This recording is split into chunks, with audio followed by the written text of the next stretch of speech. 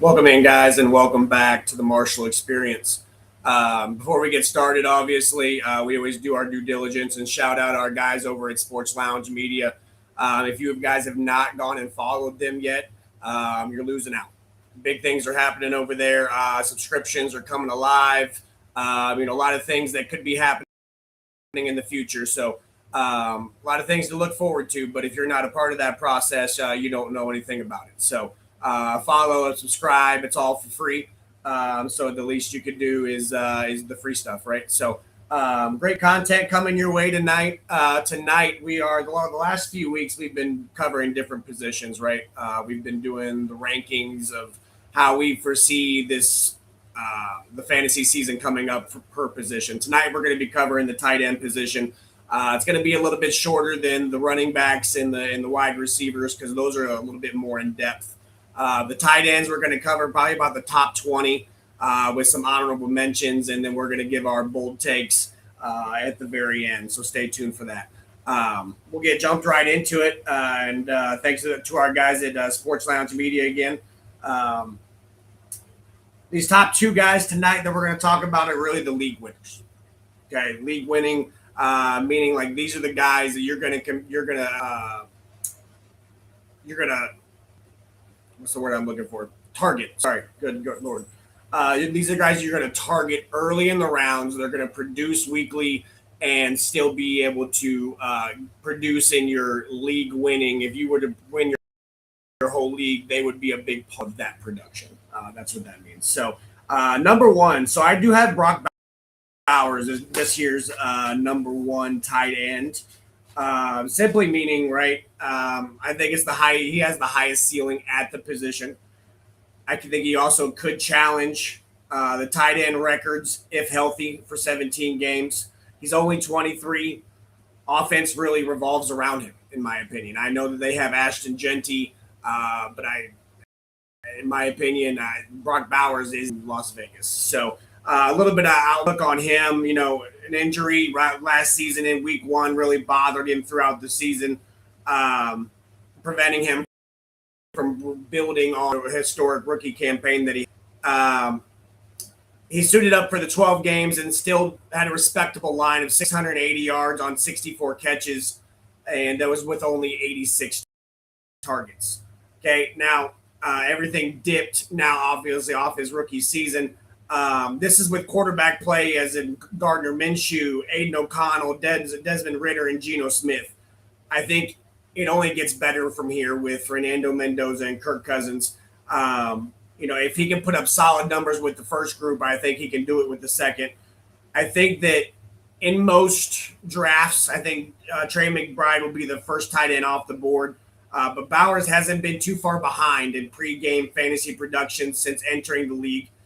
The Raiders' off-season improvements to their quarterback room and offensive line could be the spark that allow Bowers to overtake McBride for that overall tight end one discussion. Reason being, we'll talk about Trey McBride here in a second and the reason why he kind of drops down, but it's no shame to him. It's no shame to either guy. I just think that Brock Bowers is the more focal point. He's going to have the more opportunities than Trey McBride. Trey McBride has to worry about Marvin Harrison, Michael Wilson, now newly drafted Jeremiah Love, James Conner.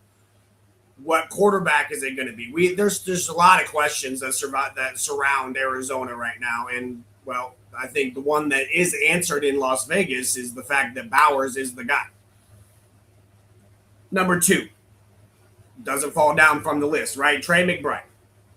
Okay. I think he has the safest volume in fantasy football. Massive weekly floor. Really, he's the volume king. Okay, if touchdowns increase in his fantasy production, I think that tight end one overall is plausible. Now, McBride last year was the clear tight end one by quite a bit, 105 points in PPR formats. Next was Kyle Pitts. Now, the next biggest gap, for example, was Christian McCaffrey at 48 points over Bijan Robinson last year. They were the only group to have a 20-plus fantasy point gap at the position. So led the position across the board. 126 in catches, 1,239 yards, and 11 touchdowns on 169 targets. That's pretty good efficiency. Okay, well, most of those numbers represented modest improvements on his 20 quarterback situation. A lot of things changed for Arizona, but he went up 3 touchdowns, netted an extra 48 fantasy points while leading the tight ends in red zone targets. Okay, now 10 of his 11 touchdowns came with Jacoby Brissett last year. Now, this is important because Jacoby Brissett didn't start till week 6. So, was Kyler Murray the problem? If Jacoby Brissett isn't the starter this year, what does that look like with Carson Beck? Again, just a lot of questions that surround for me. I think that it's also hard for him to repeat those numbers, and especially, like I said, with a healthy Marvin Harrison, Jeremiah Love now on the scene, Michael Wilson on the up and coming. It's not all bad, though. Not all bad is that the good news for McBride's fantasy value is that he can afford to lose some of last year's volume and still be in that elite tier. Like we said, 105 points was the next person. I mean, he can lose quite a bit of production and still be in that conversation of tight ends, top tight ends. So, number 3, this starts our elite breakout candidate list. Okay, these are 4 guys that we can guarantee are going to be where they are ranked because the volume is there, the talent is there. They are probably a top guy on their team, and they have a great quarterback situation. Number 3, I have Colston Loveland. Okay, Colston Loveland at number 3, and that's a little high, but I think with DJ Moore out, I think with more opportunities coming his way, obviously with that being that way, Ben Johnson's offense should feed him more consistently. I think that, a lot of people are saying Luther Burden. Well, I go off of what has been proven. I go off of what I've seen, and Luther Burden was not what I've seen last year. Okay, I didn't see very much. So if I can't bank on that, if I don't have the game tape to go to and say, yeah, well, great talent, not taking anything from him, but the production wasn't there. And that's what we're here to talk about is fantasy production. Colston Loveland, however, I think could be in that conversation of being a top 3 tight end in fantasy production now with DJ Moore out. More on Colston Loveland. Okay, Loveland really erupted over the last 4 games of the rookie season, including playoffs, with 48 targets from Caleb Williams, resulting in 28 catches for 378 yards and 2 touchdowns. If Loveland were to sustain similar production for a full season, he'd almost certainly be the tight end number 1 overall, ahead of even McBride and Bowers. Now, on the other hand, the first round pick of 2025 had 42 catches for 528 yards and 4 touchdowns just across his first 14 NFL games. So again, it was a tale of 2 halves. Posting strong numbers by rookie standards, but really just didn't help fantasy managers much. Okay. After both Loveland and we'll include Luther Burden in this, I think they finished the season strong. Chicago traded away, obviously, DJ Moore. They left out Zacchaeus in free agency. I think that, in my opinion, minus Burden, I think that Loveland and Odunze become now Caleb's favorite targets. Okay, now you do have Cole Kmet still there, 48 targets last year. But I think it's fair to top 50 ADP. I think that he's a true blue chip prospect who can, I think, claim some fantasy production this year. We've already talked about Caleb Williams. We've already talked about Aroma Dunze. I think that these guys are poised for a big fantasy breakout year. Number 4, next guy on the list is Tucker Kraft. Okay, I think that Tucker Kraft, best value out of anybody we've talked about yet. Double-digit touchdown upside, and I think that he's the most trusted guy in Green Bay when it comes to the red zone. Okay, Kraft really last year was enjoying the third-year breakout before tearing his ACL in Week 9. He caught 30 of 41 targets for 469 yards and 6 touchdowns in just 7 games. With Kittle antics in the open field, in my opinion, that's who he reminds me of. He had 15 yards after the catch, and that's kind of why he reminds me of Kittle in that fact. Okay, he's optimistic that he'll be ready by week 1, so I don't think that we have to worry about any injury designation here.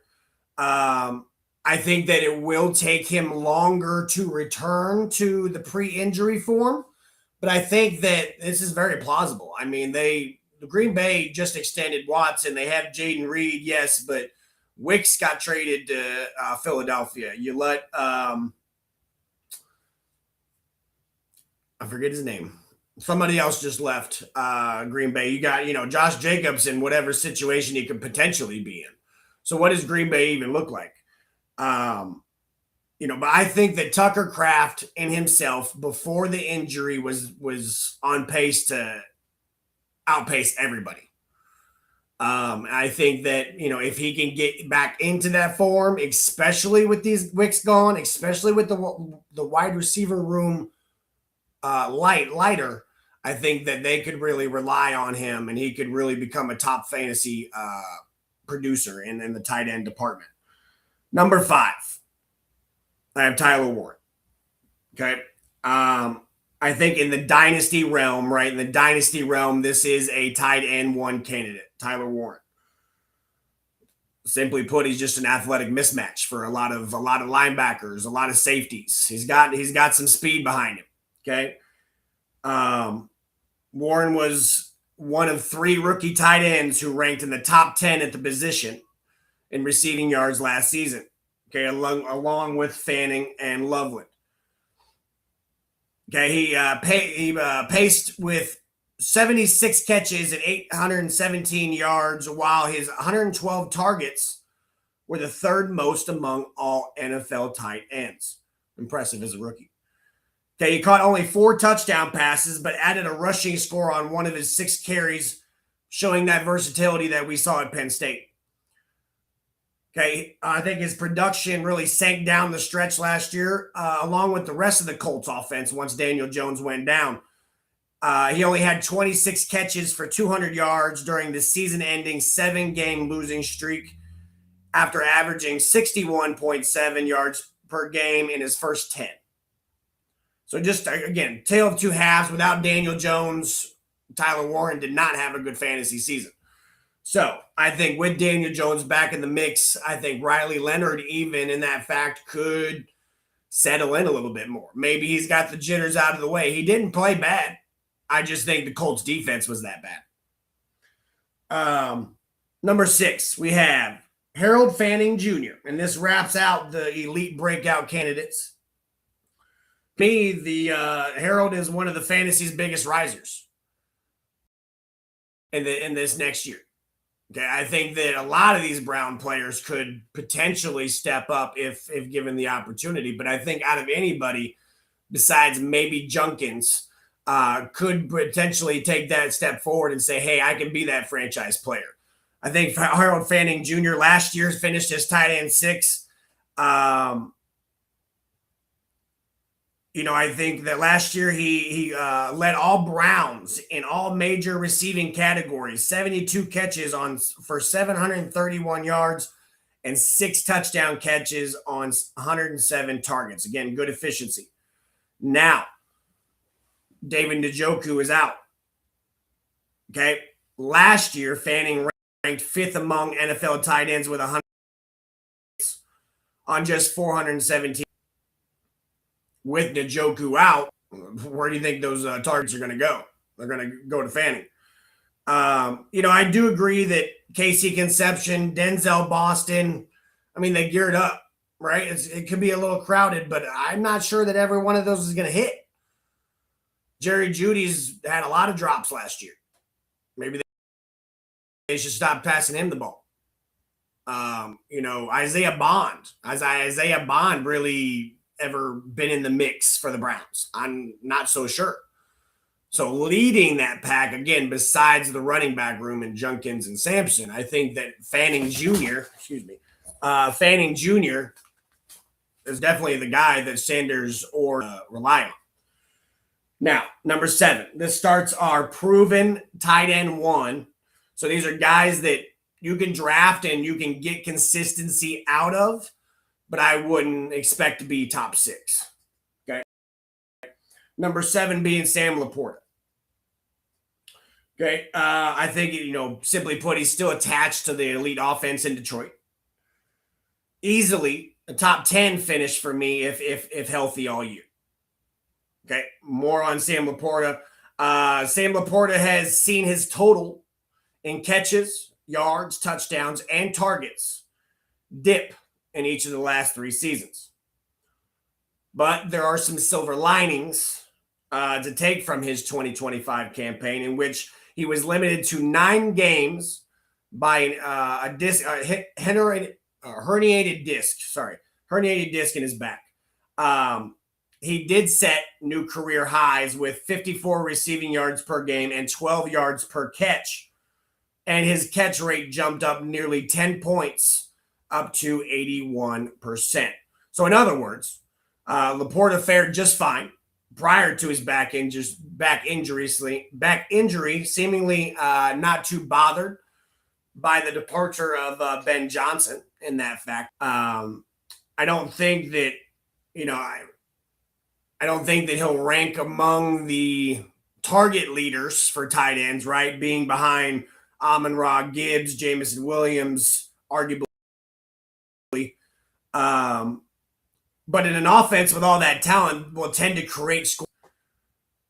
Laporta has cashed in 20 touchdowns through 42 regular season games. So that's almost damn near 50%.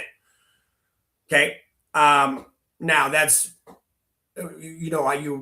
remember his hyped up rookie season, Sam Laporta. He hasn't really lived up to that yet necessarily. I don't think he's going to this year. But I do think that he's kind of tired of trending down. I think that Detroit may come alive in a year 2 offense that saw promise last year, didn't really take too much of a step back from losing Ben Johnson. So be curious to see how year 2 works out. But I think that Sam Laporta could take that next step up. Number 8, we got Kyle Pitts, who re-signed with Atlanta, surprisingly. Okay, but for Kyle Pitts, this is every year is a breakout year, right? If you're a fantasy guy like me and you've been playing for quite some time, it kind of seems like come draft time, it's been Kyle Pitts this is the year that Kyle Pitts will I feel know a few guys personally that have drafted Kyle Pitts and been disappointed year after year after year, but they kept putting their stock into Kyle Pitts because, well, it's eventually going to happen, right? Last year it happened. Tight end 2. Okay, now, again, not a lot of points compared to Trey McBride being 105, the next number 1 guy. But in that fact, I think the talent remains, right? I think the Atlanta offense could look a lot different. They got Tua, they got Penix. We don't know what quarterback's going to show up. Drake London is definitely the guy. Bijan is definitely the guy in the running back. Where does Pitts fit into that? I think that, for the Pitts true believers, right, for opportunists who brought low or the dynasty users that really just held on to Pitts were finally rewarded in a big way last year. He scored the 2nd most PPR points at his position. A huge December. They left him a line of 88 catches, 928 yards, and 5 touchdowns on 118 targets. He did have a game of 166 yards and 3 touchdowns in Week 15 against the Buccaneers. But that standout game, while catching passes from since departed Kirk Cousins, who took over as Atlanta's starting quarterback after Michael Penix tore his ACL in Week 11. Pitts set career high in targets, catches, and touchdowns in 2025, yet he still fell 98 yards short of his rookie yardage total from 2021. That's probably back when the hype train at first had left the station. But the Falcons are bringing in, he's only 25, bringing him back for his sixth NFL season on the franchise tag. And despite the team's underwhelming quarterback room of Tua and the possibly kneeless Penix, it could be a decent setup for Pitts in fantasy production. He has option C and an offense with not much else behind option A, which is Bijan, and option B, Drake London. Pitts remains a rarity. He does have a 4.4 speed, 6'6 frame, which makes it puzzling that he's only mustered 1,625 receiving yards and 9 touchdowns over the last 44 games. Okay, but managers who were burned by Pitts during that fellow stretch will remain skeptical. I can get it. He screwed you for 3 years. What does one good year do? I'm with you on that. But his talent will stays to stay relevant in fantasy, even if he can't match last year's white hot December. Okay, this is why I have him at 8. I don't have him in the top. I don't have him anything crazy like that. The quarterback is a big problem for me. I'm not sure who it's going to be. Tua in the beginning, I'm sure, but does Michael Penix make a comeback and take the job? Is Pitts going to be Tua's guy, or is it going to be London? There's a lot of questions. A lot of questions that surround that. To hit the next two in Dallas Goedert at number 9. This will finish out our proven tight end ones. Dallas Goedert simply is at number 9 just because of the simple fact of A.J. Brown being gone. Those targets have to go somewhere. Okay, now, I've been high on Devontae Smith. Rightfully so. He is the new wide receiver 1. I think he's ready for that role. Excuse me. But those targets are going to have to go somewhere. And being an Eagles fan and being on the outside of Eagles fan, maybe you haven't noticed or have noticed, Dallas Goedert is a favorite target for Jalen Hurts, especially in that red zone. So I think the touchdown upside is still there. I think that the target share for, yes, there's Mekhi Lemon, but what has he proven? Even as an Eagle fan, what has he proven? Hollywood Brown, I think he's been a role player his whole career. Who else did we get? Wicks. Wicks has, I think he's a young, talented guy, but he's not had a standout year yet. So I think those targets, first and foremost, priority should be Devontae Smith and Dallas Goedert. I think Dallas Goedert will benefit a little bit. I think Devontae Smith will see a significant uptick in targets, but I think that Dallas Goedert will benefit from A.J. Brown being gone. Number 10, I got Dalton Kincaid. Okay, Dalton Kincaid. Is it the bounce back year for Dalton Kincaid? Will the acquisition of DJ Moore benefit Dalton Kincaid? And let me explain why. I think it spreads out the field. There is not a target hog in Buffalo. There's just not. I mean, there's games where James Cook has 7-8 catches and Shakir has 4 or 5, and then Keon Coleman will have 2 or 3, and Kincaid 2 or 3. I mean, he spreads the ball around. But I think with DJ Moore being on the other side of Shakir instead of Keon Coleman, or in my opinion, I'd do Coleman more on the outside and Shakir in the slot. I think that's pretty nice. But I think regardless, I think this opens it up for Kincaid over the middle. I think this is where Kincaid works the best, especially for Josh Allen, is over the middle. And for me, I think that Dalton Kincaid could be a bounce back candidate because, again, that offense does not have a target hog like you think it would be. Number 11, and this is the lowest that I've had this guy in quite some time. And, you know, respect given. You're a Hall of Famer. You're a hell of a guy from the things that I've seen outside of football. So I do apologize. But George Kittle at 11. Okay. Yeah, it might be a little low to some, but I still think he has the highest weekly upside outside of that elite tier. So anybody outside of the top 6 that we've talked, the highest weekly upside because he's George Kittle. because if CMC gets hurt. Because, but regardless, Mike Evans is now in town. That's a big target just to say no to. Okay. You also have CMC. You also have Ricky Purcell, who's looking for a breakout year. I don't think it's so simple to predict having Kittle having 1,000 yards and 12 touchdowns. I just don't see it logically. Is he one of Purdy's favorite targets? Yes. Potentially think that Mike Evans could be the guy for Brock Purdy if given the chance. So for me, I think that Kittle, just because of age and injury concerns in the past, I just think that, you've just fallen outside of the top 10. It's no disrespect to you, man. Or for the fantasy owners. I think he will have a decent year. It's just going to be regression from those years in the past.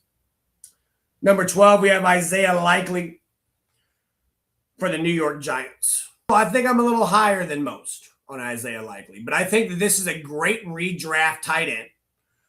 If you own him in Dynasty already and you held on to him, congratulations. Right? Yes, they had Theo Johnson.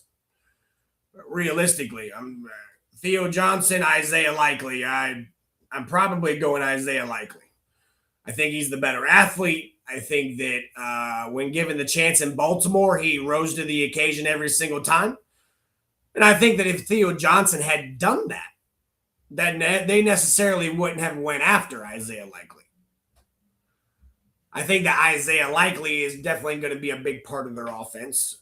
Yes, they have a plethora of wide receivers, kind of like the Eagles do, but they're kind of signing veterans. Odell's making a comeback. Juju, they signed, and then they have Darius Slayton and Malik Neighbors, obviously, is coming off the ACL. Now, I thought they had a good chance at Jordan Tyson, but that draft is over. However, Isaiah Likely, finally a larger opportunity window for me. Mark Andrews in shadow. I really don't think that he has to worry about Theo Johnson and if he plays his game. I think he's a strong breakout candidate. I just think that Isaiah Likely, from what we have experienced in the past, you're going to see a completely different player in a Giants uniform. So I'm excited.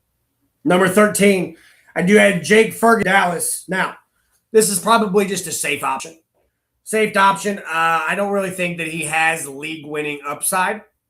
I think this, for me, is 11 through 20 is just kind of like your late streamers, your tight ends that are going to get you by on a weekly basis.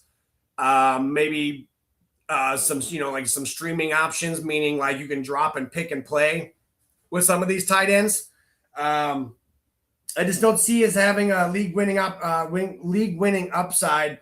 I think that Pickens and Lamb will definitely be the highlight of that offense. Javonte Williams just ran for 1,000 yards. Why would they not continue to feed that? I think that Jake Ferguson, honestly, could be the D option, if you think about it.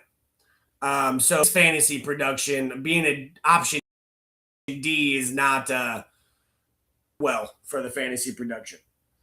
Number 14, I have Mark Andrews. Okay, simply put, kind of in the same boat as George Kittle, a legend in his own, touchdown machine. I just think that his ADP or his floor is lower than his career's past. I just think the age and the production last year that kind of had the slow start. Are we expected to see that? Now the Baltimore did go out and get Jacoby Lane and Elijah Sherratt and some of these red zone guys. So could that affect Mark Andrews? I just don't see him having the years that some of those Mark Andrew owners in previous years are used to. Number 15, I do have Gaddison, Oronde Gaddison for the Chargers. Simply, just for me, can he find a role? I think I liked him last year as a rookie tight end. I traded for him in a dynasty league. I liked the upside. Quentin Johnson is still a touchdown monster. We have covered that. He scored 8 touchdowns last year in consecutive years, and but he also has to deal with Ladd McConkey, Quentin Johnson, now newly acquired David Njoku. So for me, it's can he find a role for Herbert to remain fantasy relevant? And with those 3 options, especially the veteran Njoku being a red zone threat, I think that could be difficult for Gadsden to find. So which is why we have him ranked at 15. 16, another legend, Travis Kelce. I think talent was never the question. Is he a Hall of Famer? Yes. Is he the greatest of all time? Arguably. I have that argument quite a bit, and I think that he's not. But that's another conversation. Leave your prediction or what you thinking down in the comments. Who the best tight end in the world is of all time? Travis Kelce, again, talent never the question, but is he distracted? Is he focused on football? Rough year last year, right? Rough year. Fantasy-wise, stat-wise, Kansas City was losing games. He was blaming himself. I'm just not sure he's all in it anymore. So I'm just going to have to be proven wrong, and until proven otherwise, I have him ranked at 16. 17, and this is where I get a lot of hate because this was a good young guy last year in Brent Strange. But at 17, I just think that it's because of a crowded room. Okay? Until Brian Thomas Jr. gets moved, I think that, it's Brian Thomas Jr. You got Jacoby Myers, who they traded for last year. You still got Travis Hunter, who's apparently going to play part in the wide receiver room. And you got Parker Washington, who was a breakout last year for Trevor Lawrence. So I just think, you could be running 4 wide receiver sets. You know what I mean? So just for me personally, I think that it's a crowded room. Not a lot of, I agree that it clears things out. In that crowded room, there are scoring opportunities like we talked about with Laporta. But are those scoring opportunities going to go to Strange, or are they going to go to the 4 wide receivers that are probably the A, B, C, D options? 18, the disappearing act in Cade Otton. Again, just disappearing act. I think the wide receiver room is really just taking over in Tampa.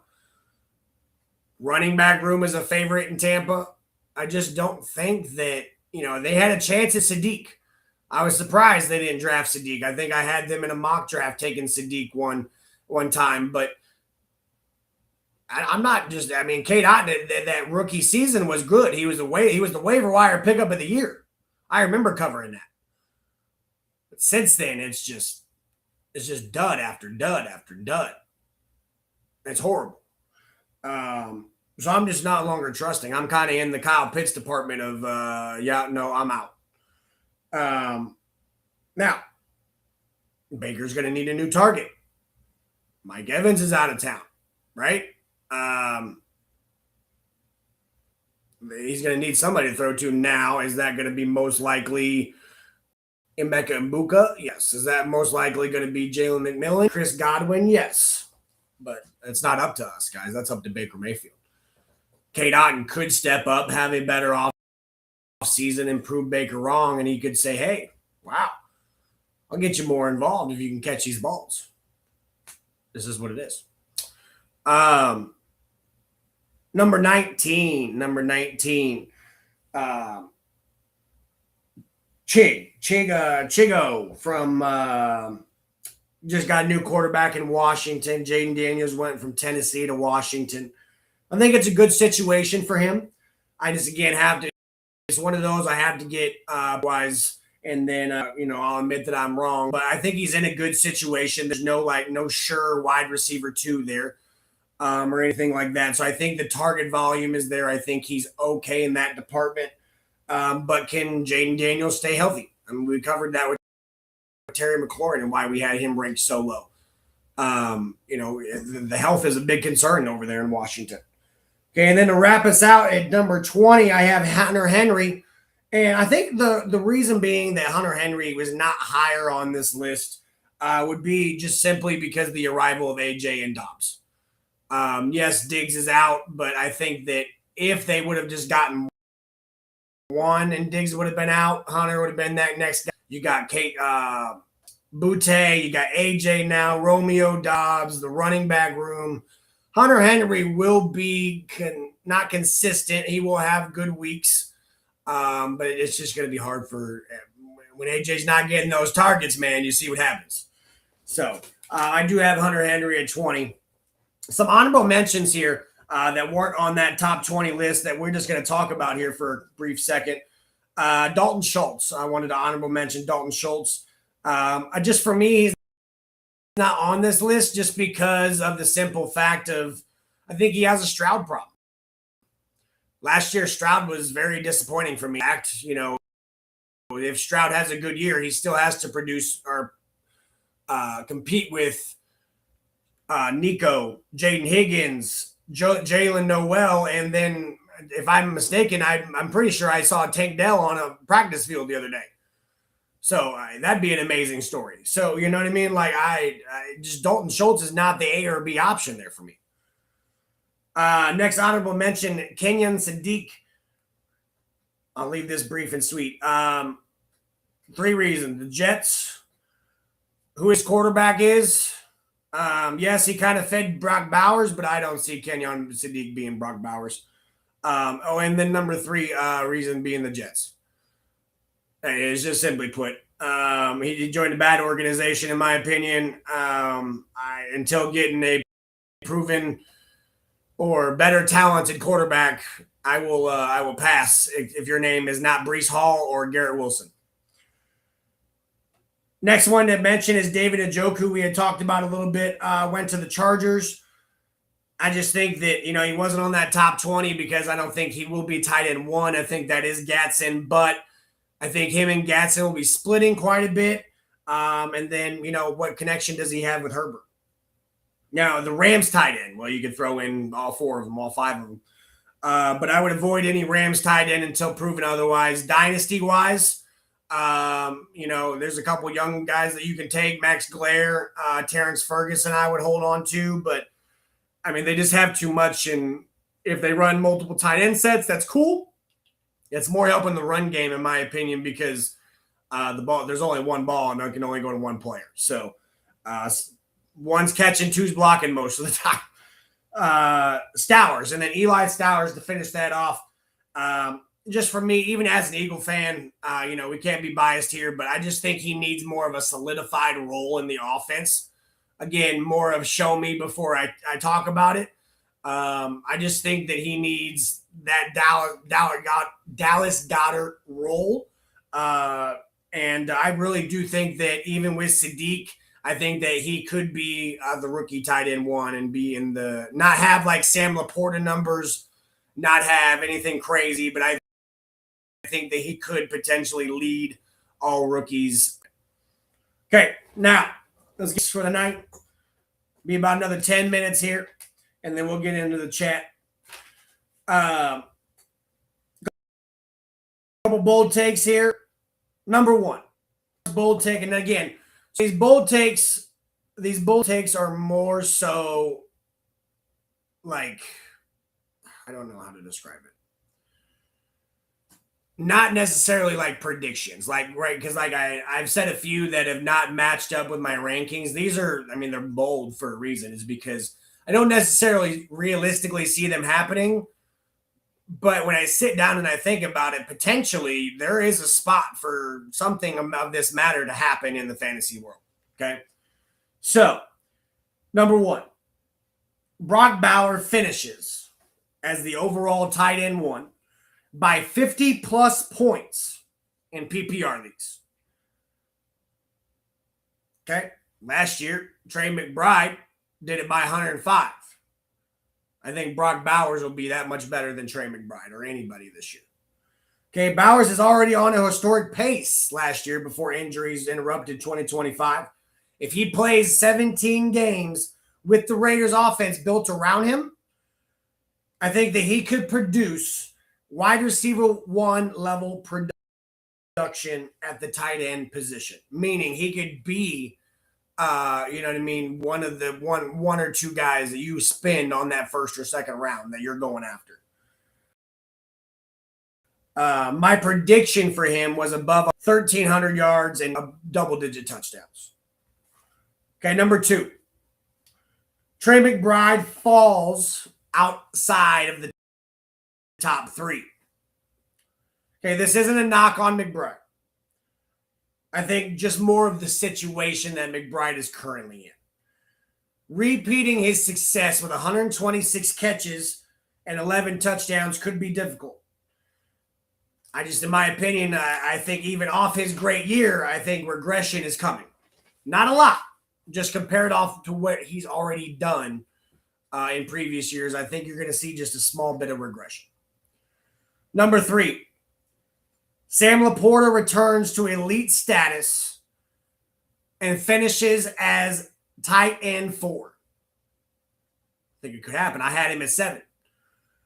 Okay, many fantasy managers have cooled off on Laporta, which in my opinion, if you're in a dynasty league or you miss out on him on the draft, I think creates a great buying opportunity in trades, meaning that he hasn't matched what he needs to match in the last, couple of, what would we say, 3 seasons. So I think this is a great buying opportunity before he turns that new leaf. Number 4. Tucker Kraft becomes a league-winning value. Packers passing game has consolidated, and Kraft's roles keeps growing in the offense. He's been drafted outside the elite tier, but could be easily top 5. We had him top 5. I think that's very plausible. Even if he doesn't come back as his pre-injury self, I think he can work back into that. Number 5, Isaiah Likely outscores several big-name vets. Okay, Isaiah Likely finally gets a clear path after moving from Baltimore to the New York Giants during free agency. Simply put, opportunity matters. I think Isaiah Likely has proven that when he stepped up for Mark Andrews. He makes the most out of those opportunities. I think that he will make the most out of his opportunity in New York for sure. Number 6, I think the tight end position explodes. Okay, I think that 10 tight ends score 150 plus points in PPR leagues. Okay, coaches are starting to lean heavier into the multi-tight end personnel. And they're investing a lot more draft capital in the position than recent years have shown. The gap between tight end 5 and tight end 12 will be a lot smaller than recent years. Maybe more than ever. Number 7, another Brock Bowers one. I'm high on Brock Bowers this year.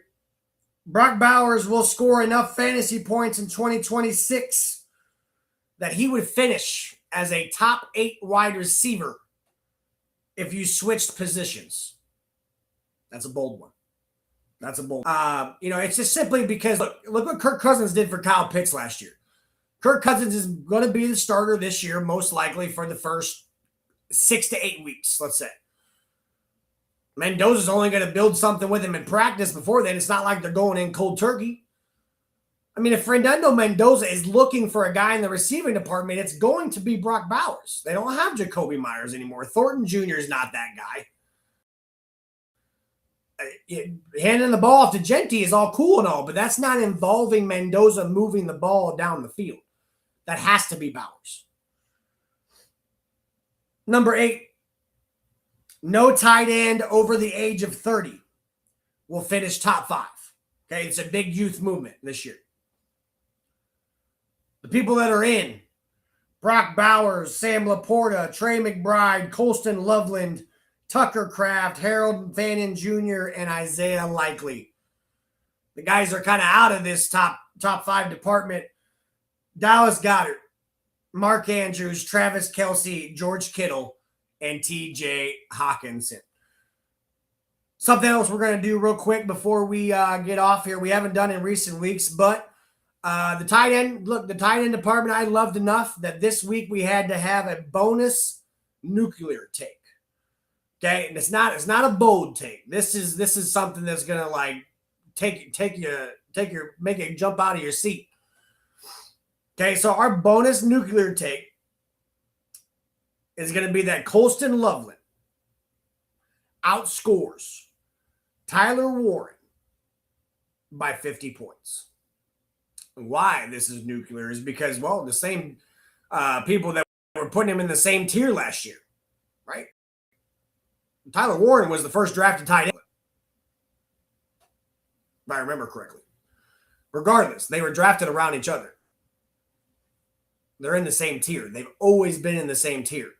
I think that this year is the year that Loveland separates himself into that next tier. I think that he could potentially be Caleb Williams' favorite target. We talked about that, what he did in the last 4 weeks in the playoffs. 48 targets. That's impressive over those games. Over 6 games. That's about an average of 8 targets a game. That's a healthy amount. Could be more. Should be more with DJ Moore out of the picture. So, guys, I appreciate it. That wraps it up for us tonight. Let's get to this chat real quick. If anybody's still in the chat, we'll try to get that. Down south said, "Oh snap, taking notes." Got to take notes, guys. Got to take notes. Good information here. Great content always. Next week, not sure what we're going to do. We will make an announcement on all platforms. I'm kind of just baiting on leading into the defensive department. I'm kind of leading into start go vision, right? Last year we had a very popular segment where we did we went by division and basically broke down the depth chart of each team and kind of just broke down what we kind of think is what are the A, B, C, D options and who are the top options, who are the non-drafting options, just kind of go that route. So I'm not sure what we're going to do yet. Make an announcement in a healthy amount of time so that way you guys know what you're tuning into and all that. Great. I appreciate you guys tuning in. It was a great episode, and we will see you next week, Wednesday at 6 Central. Appreciate you guys. Have a good week.